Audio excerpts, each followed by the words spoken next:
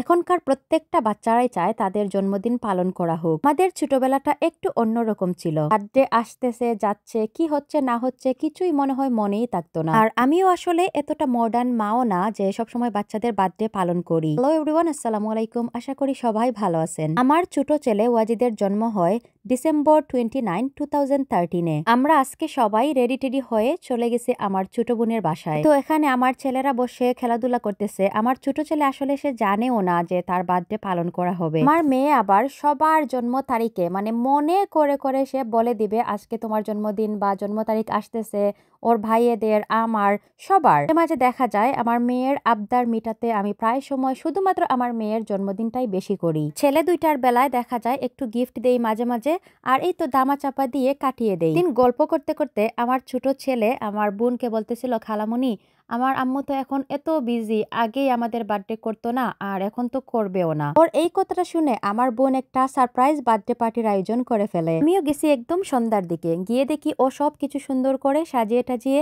গুছিয়ে রেখে দিছে। আর এটা করছে ওর বেসমেন্টের একটা রুমে। ওয়াজিদ যেন না জানে। আমরা ঘর থেকে ওকে বলে নিয়ে গেছি যে চলো আমরা তোমার খালামণির বাসায় যাব, ওখান থেকে আমরা আরেকটা পার্টিতে চলে যাব। এটা করছি আমরা 31st নাইটে, আর ওর বার্থডে চলে গেছে কিন্তু আরো 2 দিন আগে। ও আসলে তেমন কিছু বুঝতেছে না যে ওর বার্থডে আবারও পালন করা হবে।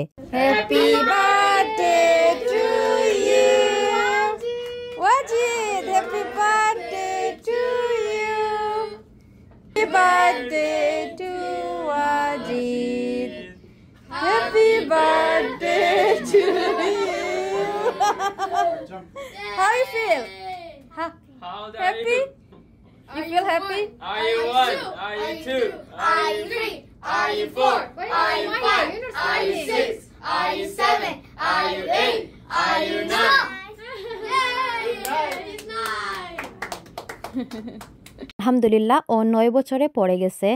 আর ও মোটামুটি শাকড হয়ে গেছে সবকিছু দেখে, মানে বুঝতে পারতেছিল না কি কথা বলবে, কি করবে না করবে, মানে হাসতেও পারছিল না, কাঁদতেও পারতেছিল না। যাই হোক, তো আলহামদুলিল্লাহ আমার ছোট বোন এত কষ্ট করে উইদাউট আওয়ার এনি হেল্পে এত সুন্দর একটা আয়োজন অ্যারেঞ্জ করছে।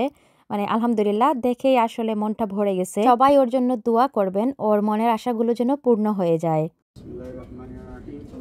Happy birthday to you! Happy birthday to you!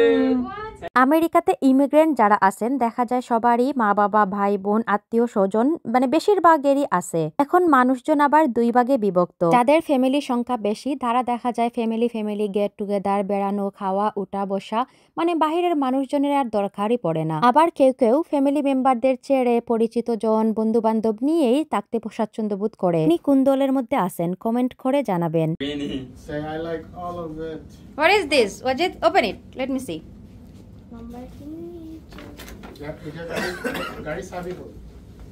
What is it? What is it? The Bugatti. It's a Lamborghini Lego. There you go then. For him.